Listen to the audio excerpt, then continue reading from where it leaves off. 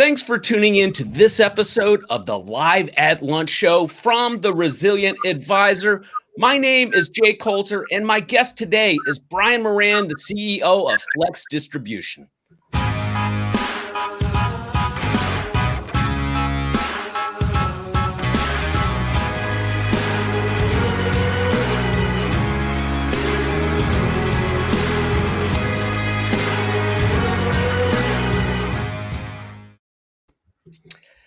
I started my career as a wholesaler. I hate to say how long ago, over 20 years. And one of my colleagues at one point in my career at Neuberger Berman was my guest today, Brian Moran, who is the CEO of Flex Distribution.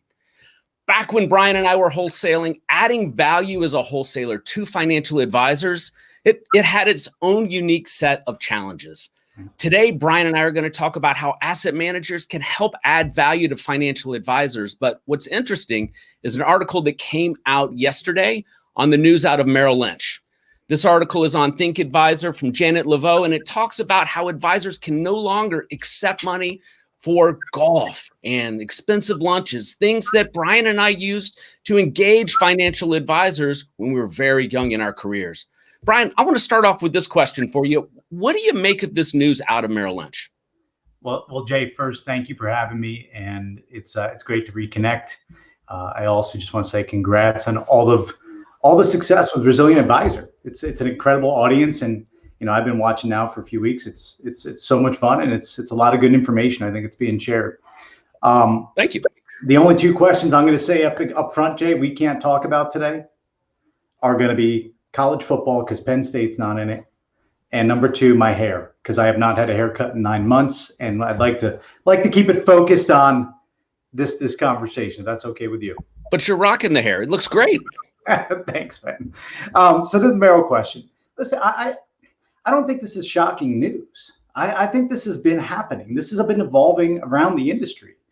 Jay, when we were out there 20 years ago, going to office and doing lunch and lunch meeting after lunch meeting or doing dinners, it was a different industry. It was much more of a transactional industry.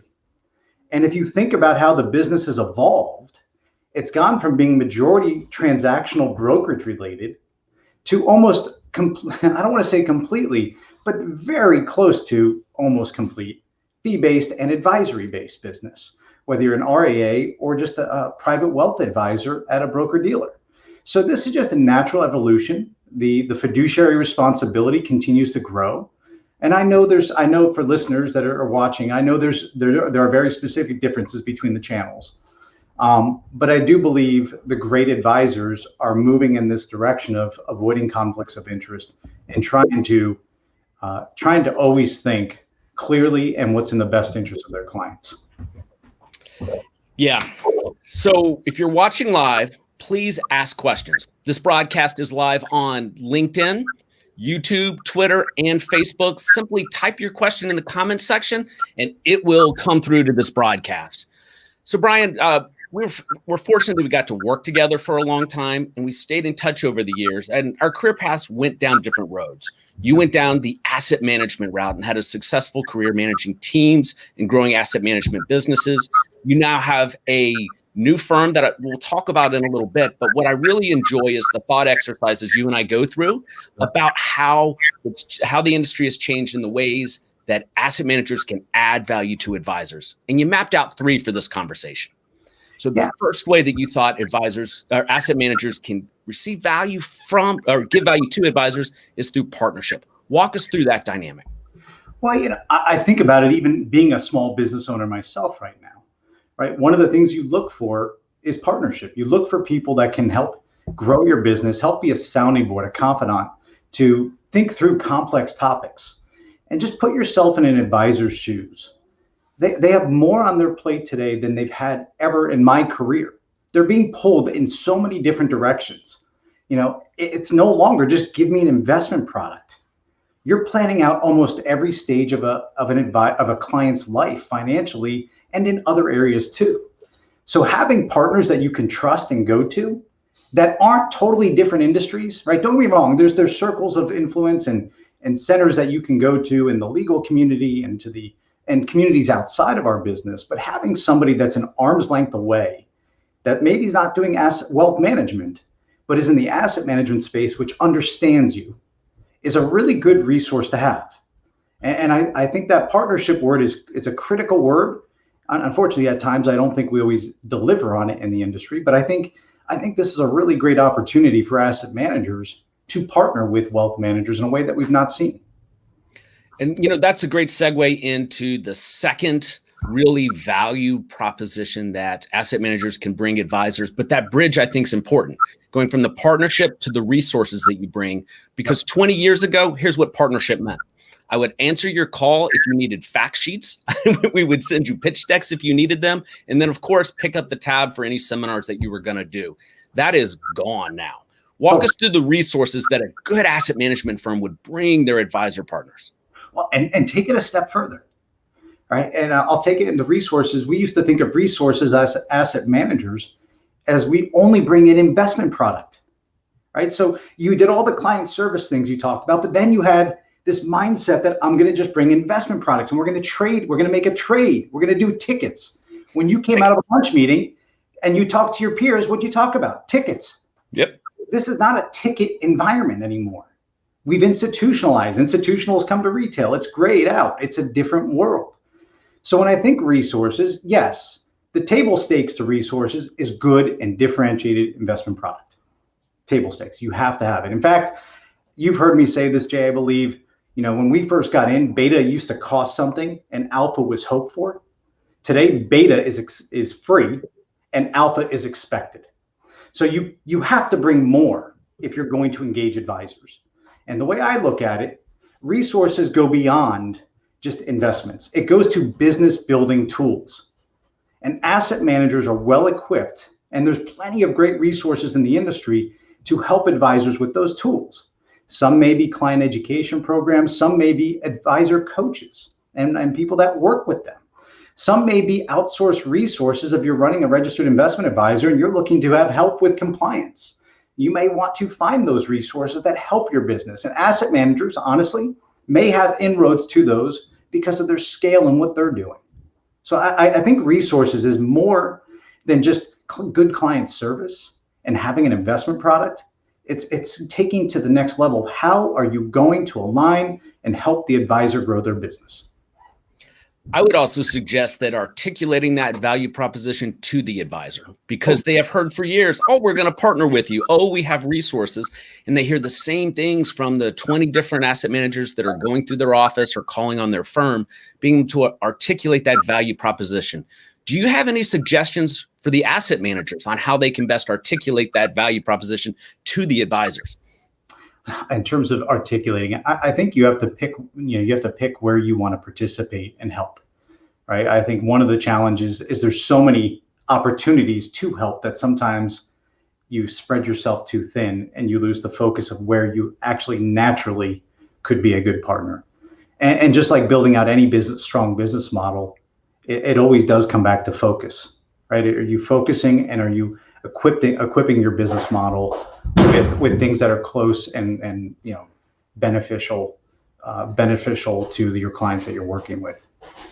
Well, Brian, 20 years ago, you and I were trendsetters, and we built a list that was literally a Word document of 10 marketing ideas that we would take to our advisor clients. And let me tell you, that was unique. No other wholesalers were out there doing that, and we did it to try to add value. And that shows how far the industry has come to trying to build that value proposition with their advisors. And I want to get into what Flex is offering inside your organization and how far we've come. But that's how you and I started. That's how we were able to do it back then. And now you really have to be able to go deeper with that. I want to go back to a comment you made, because I have a feeling you've said this before about beta being table stakes and alpha being good. Walk us through that line again. I mean, think about this. In the past couple of years, we have products, financial products, that are rolling out. Now, don't get me wrong, nothing is for free. But the management fee on products are free, right? You can get beta for free. That is, I think, that's a very deep, that's a very important point, that beta can now be accessed for free.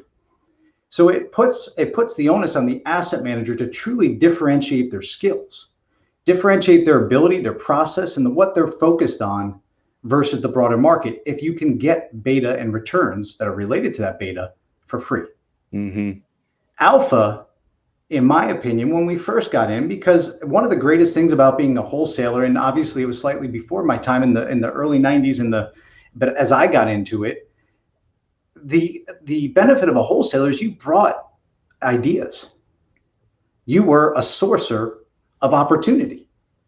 Now there's so much information to screen through and look at that I think as a wholesaler, that's a really big challenge. You have to elevate yourself, and your product has got to be elevated above, and not just wholesalers, just national accounts, institutional sales, it's everything.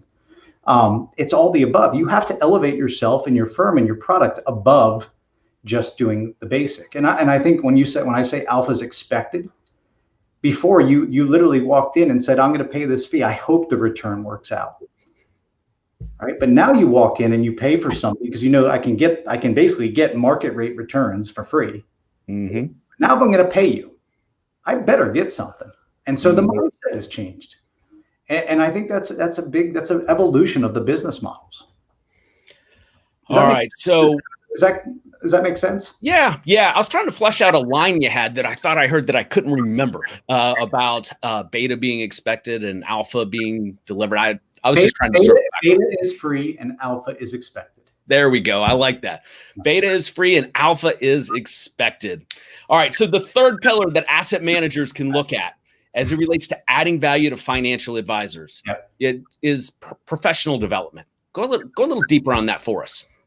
I know a lot of the advisors that I've worked with over the years, and a lot of and also having interest at one point in my career in a registered investment advisor. When I look at the great advisors, they're constantly enhancing themselves and upping their game versus the competition. One of the great things that can come from an asset manager relationship is the access to intellectual capital and education. Right? They're organizations that are being built. These asset managers are built on the ability of really smart people, very capable people with a lot of resources tapping into tremendous intelligence. There's a lot of help there that asset managers are able to provide these individual advisors, broker dealers, it doesn't matter what channel, they are able to provide you to help grow your business and grow your organization. And I think individually, it's incumbent upon our industry to continue to push ourselves because this is truly a profession. This is not just a sales job that we're doing. This is a profession that is important to people's financial futures. And I think we all take that very seriously. And I think that's demonstrated by so many of the people I've worked with.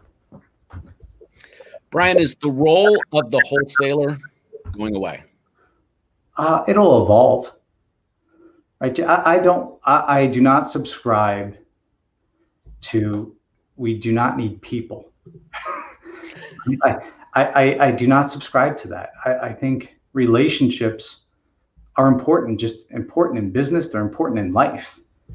So to tell me that we're going to go to literally an API world in everything we do, I find that hard to believe. Now, do I believe that the role will evolve and that you can't just put a fact sheet down?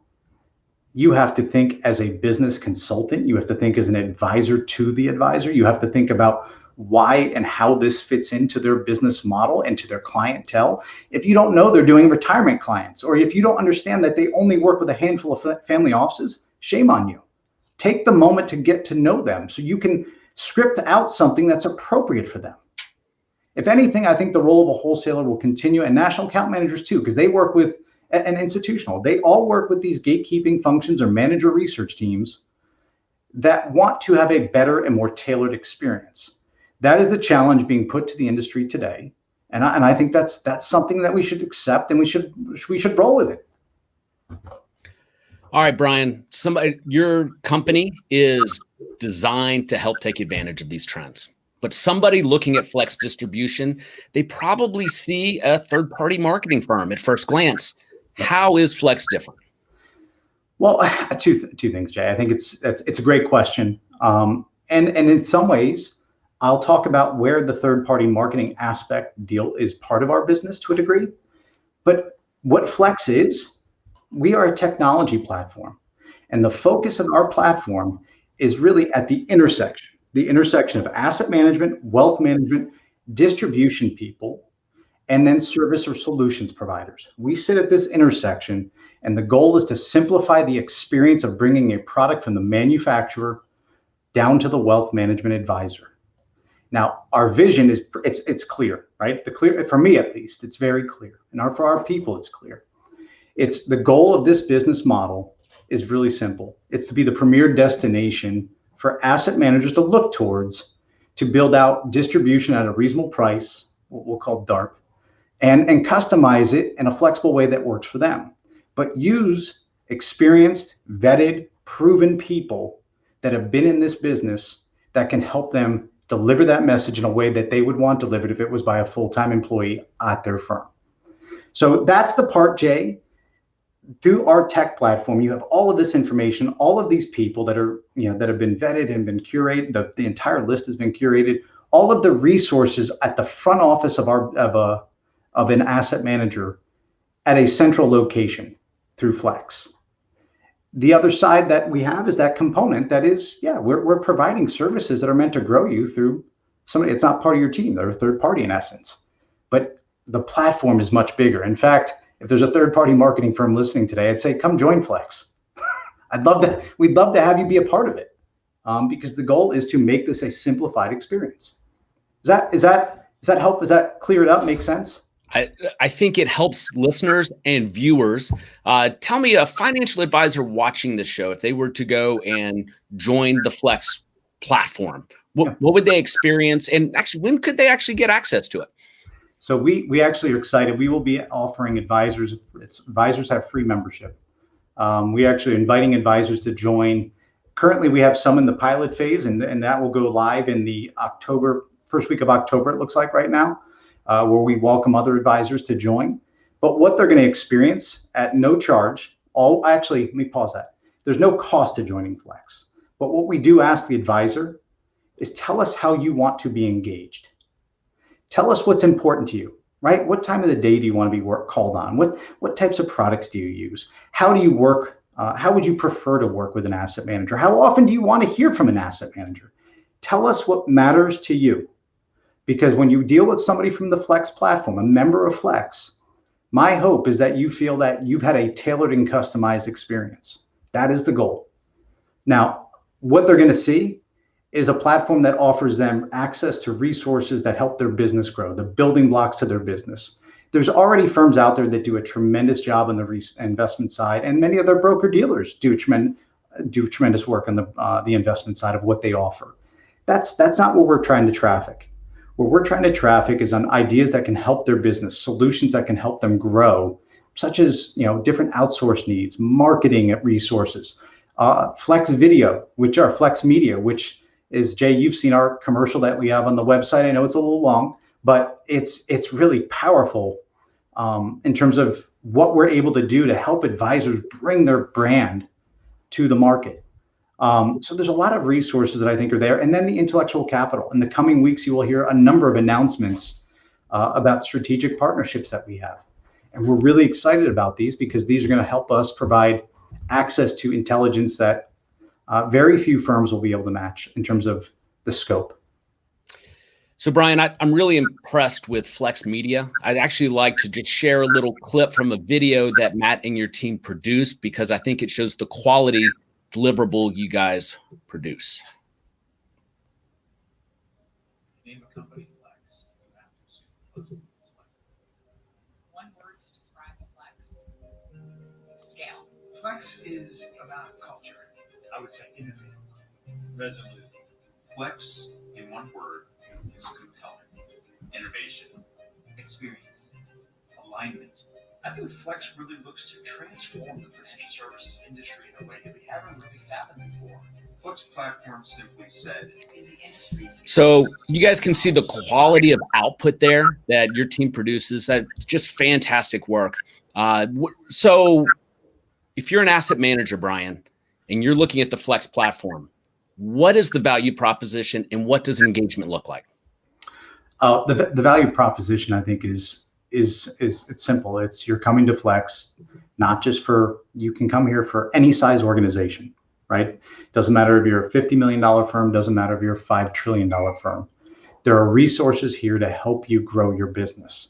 And if I could pause for a second, we're not something, I don't want to make it out to be that we're rocket scientists here, Jay. It's what we did is been accomplished in other industries, right? If I asked you, Jay, what do Coca-Cola, Colgate, Palmolive, Clorox, Nestle, Kraft Heinz, what do they all have in common?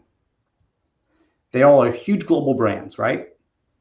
They have thousands of salespeople that are captive to their organizations, proprietary, and they all work with a firm that's named Acosta, A-C-O-S-T-A, a leader in product distribution, marketing, and sales that's not captive, i.e., they're an outside organization helping these monster firms work and get out and grow their firms. So regardless of the size of your company and other industries, this has been well established. I think the greatest value to an asset manager is you can come to Flex and you can access what you need based upon where you are in your life cycle. If you don't need wholesalers, you don't have to take wholesalers. If you need institutional sales, come for institutional sales.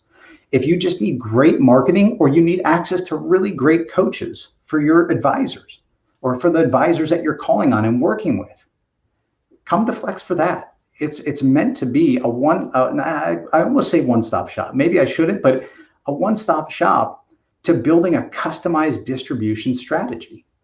And the engagement's simple. You become a member and then you basically pick which path. Do you want to build a membership that's a la carte where you're picking off the shelf? Or do you want to pick it on a package format? And we offer up both of that. And obviously with the name Flex, you have to be flexible. So there's a lot of customization that goes on in this. Awesome. Brian, I'm really impressed with what you and your team are doing. It's very innovative in an industry that's very stodgy. Thanks for spending some time with us here today, and we'd love to have you back on again in the future. Thanks, Jay. Great to see you. Thank you so much.